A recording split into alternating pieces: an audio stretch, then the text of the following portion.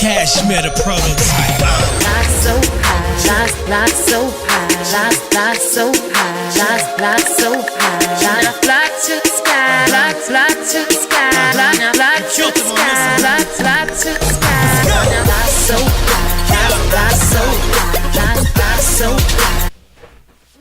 Yo, what is it, man? It's your boy Double R the Star, man. You know what I'm saying? Bringing you another quick little conversation. All right, let me get serious. Definitely want to give my shout out to man Mike Brown and his family. Rest in peace, my young brother. My condolences to your family, the whole city of Ferguson, and everything that's going down out there. I know the situation is hard for you guys to go through right now, and it's unimaginable for anybody else because they're not going through this particular situation. Unfortunately, this has been going on across the United States for a long time. I just want to give it up. You know, we talk about how social media is detrimental to, you know, society. But in this particular situation, social media, I believe, saved, you know, this from being a secret that it's been secrets in a lot of cities and a lot of states across the United States for several years. Without social media, this would have affected Ferguson, definitely would have affected Mike Brown's parents and family members and friends. But due to social media, the whole rest of the world is able to have their eyes open to something that's been going on for a long time. You know, the rest of the world, we all have opinions, and no opinion is the right one. Let's start off by saying that. Nobody's opinion is better than the next. Nobody's opinion should be heard over somebody else's. And with that being said, there's a lot of opinions that are, you know, bringing up, oh, well, this happens here, this happens here, this happens here. Why is it such a big deal? Like, first of all, this is somebody's son. This is somebody's brother. It's somebody's friend, somebody's boyfriend, you know, somebody's student. It don't matter where it happened at. It happened. And the fucked up part about it is it should have never even happened, because I did 10 years in the military. I deployed several times over to Iraq. With that being said, if a United States soldier has an ROE, which is rules of engagement, towards hostile threats, terrorists, suspected terrorists, if we have rules of engagement, why don't these law enforcement officers who are protecting our own citizens adhere to the rules of engagement? Let that sink in for a minute. If me, a United States military member, has to follow this rules of engagement sheet that the United States government has handed down to every single soldier, every command, and they get it and they refine it and then they hand it out to the soldiers, why are these city cops running around like this is the Wild Wild West? Now, I'm not taking back saying that officer did not feel threatened, but there still is rules of engagement. There still is a way of doing things in the military. We had to show our weapon. We had to fire around in the ground, fire around in the air. Why is your first instinct as a law officer for the United States, for your city, to shoot to kill? Your first instinct is to shoot to kill. If you are that afraid that you have to use your gun to use deadly force automatically, you are on the wrong career path. And the command who are allowing these officers, they're just as wrong. We're so worried about the police officer.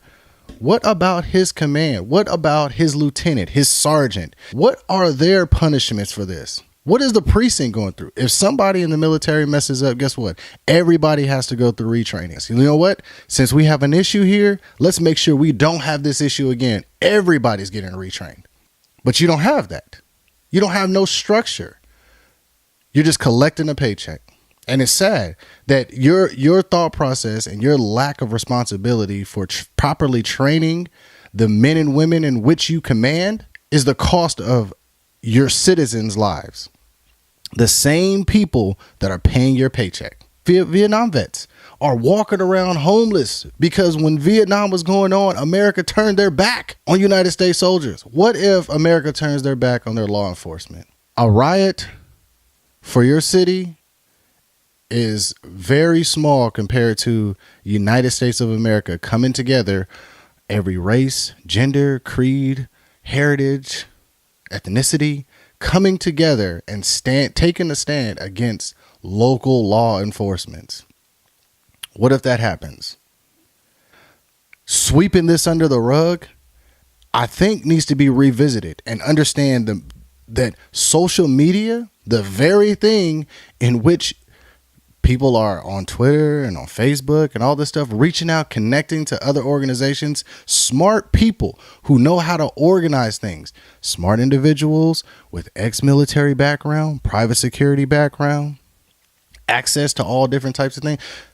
What if they came together and orchestrated this? Because your overweight police staff compared to these UFC fighters who are upset about Ferguson, these professional athletes who are upset about Ferguson, sweeping this up under the rug. No apologies have been made other than we need you guys to start rioting. You know why? Because you can't even manage your team prior to this shooting, or else there would not be no shootings. So a riot is totally out of your area expertise. You do not know how to even handle that. And I'm talking to the commanders, the sergeants, the lieutenants. I'm talking to you. That officer is a dummy. He made a mistake. A very, very, very bad mistake that he's going to live with for the rest of his life. But I'm talking to the rest of that staff who didn't do anything wrong. They are the ones that people are mad at also. Whatever he is. I don't even care about that guy. I care about what are you going to do to fix the problem nationwide about these rogue police officers beating old women on the side of a highway. Police brutality, choking a man to death because he's resisting arrest. If anybody gets grabbed and is going through something, whether they're mentally unstable or they have some kind of psychological issues or things like that, or if they just don't want to be touched because they're a human being just like us, we never hid behind our uniform like you officers are doing. That's all you do. You hide behind your uniforms. You act like you're God. And I'm not talking to the 90% of police officers who are doing the right thing, who are actually out there protecting and serving. Hats off to you. I'm talking about that 10% who is hiding behind that uniform. Wake up. Wake up. People are not afraid. People are not afraid to take it to that next level in the right of justice. With that being said, let's talk about justice. Let's talk about how justice was handed to us back in the day. Malcolm X, Martin Luther King, when they protested nonviolence, the same type of protest that started positive and then got tear gas thrown into a crowd, and you're spraying pepper spray and you're out there in riot gear with your show of force. When already something like this happened, why isn't somebody out there walking around getting answers? What can we do to protect you better? What can we do to serve you? Isn't that what you're supposed to be doing? Protect and serve? Nobody's walking around in these communities and saying, what can we do to make your life better? Because that's my job. That's what I signed. That's what I went to the police academy for. That's what I accepted this promotion to do. That's what I did. Your mentality is, we're going to protect our own first. Then we'll worry about that. How many people are riding around shooting police officers? None. How many police officers are riding around shooting innocent civilians? Y'all might as well be a different form of a gang. You're no better. Like I said, I'm not talking to that 90% that's doing the right thing. I'm talking to the ones who aren't doing the right thing. Those sergeants, those supervisors, those commanders, those lieutenants. I'm talking to y'all. It's your responsibility. You accepted that promotion. You accepted that promotion to say, you know what? Here I am in a leadership position. I'm going to make sure that every one of my employees knows what's right and is doing what's right. First, protecting and serving these citizens. in the city, on this highway, wherever your area of responsibilities is. We don't do that. We go out looking for trouble, looking for things to do. It's a sad day. Let's talk about positive protests. A lot of positive protesting going on social media. There's a lot of live demonstrations where people are, making poems and step routines and things like that dedicated to those victims, not just Mike Brown, but those victims of police brutality. It is so frustrating to know that I could go 10 years in the military doing the right thing against suspected terrorism, and I come home and I'm more afraid to walk down this street as a black man than I was my whole time in Iraq. That's scary. Like always, like, comment, subscribe if you like this video. I'm going to end this early just because it's pointless, because it's not going to stop until the hammer gets put down on these organizations who call themselves law enforcement. And in fact, you may have been enforcing the law by telling that young man to get out of the street. And because you received some attitude, I'm the law. Your ego got involved. Was it that important? Was it that important for that law that was being, I guess, broke, walking down a residential street, crossing the street, or walking down the middle of the street? It was that important that it escalated your ego to the point where you committed murder on an unarmed teenager.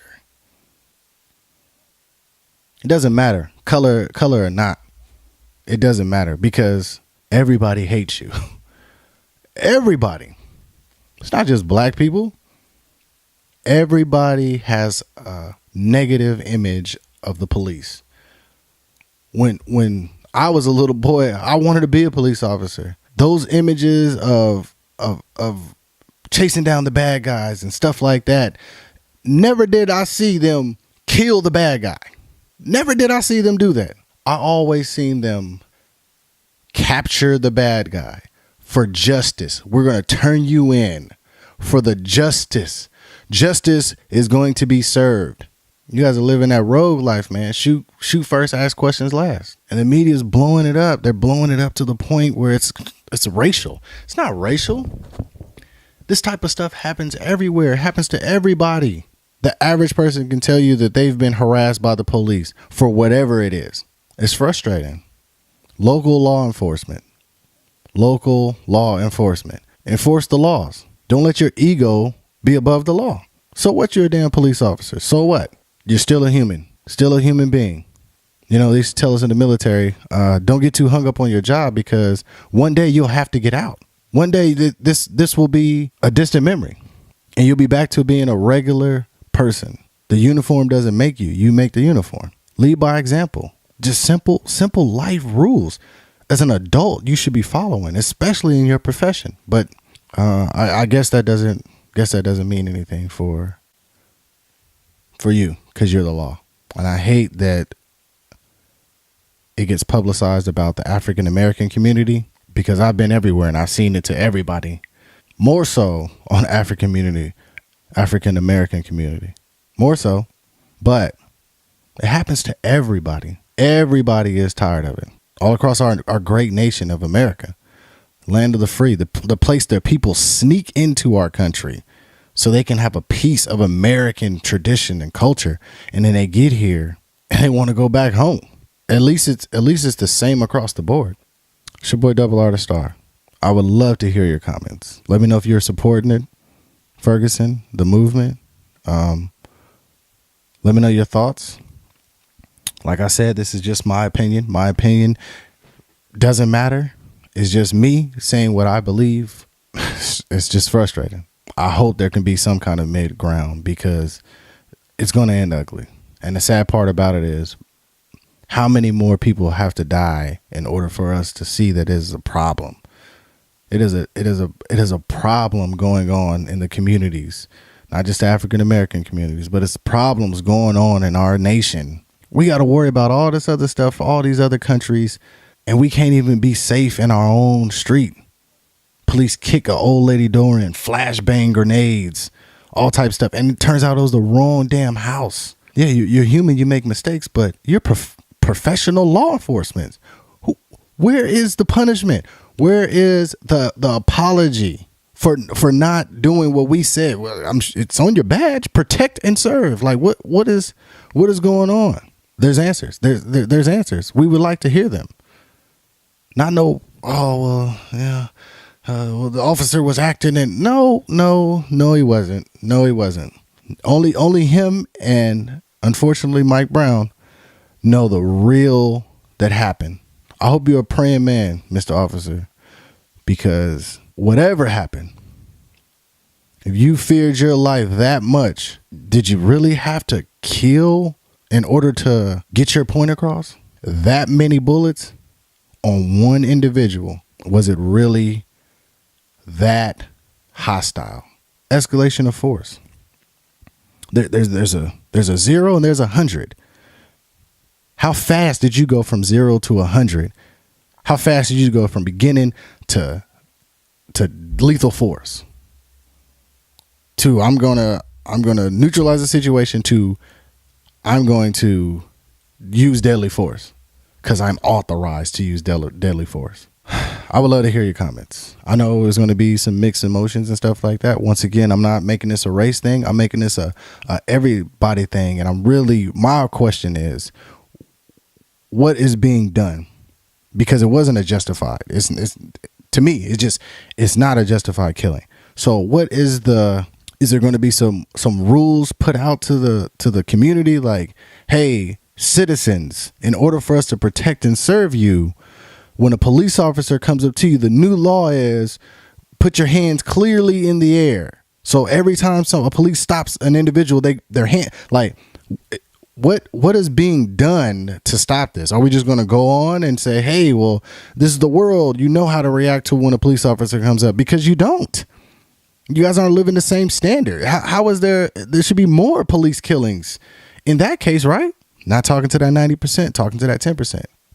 Let's take this suspect down and let's choke him for this long. I'm gonna put as much pressure on his throat. Like, what were you trying to achieve? You were trying to kill this man. Your anger, your ego was so strong that you felt like he could get away at any moment. If he wanted to get away, he would have been trying to run, right? But you're choking him. He's telling you he can't breathe. You know that he can't breathe because your muscles, your arm, you're tense, you're flexing. You know that. Fuck me though, right? I don't know. Yeah. Thanks for watching.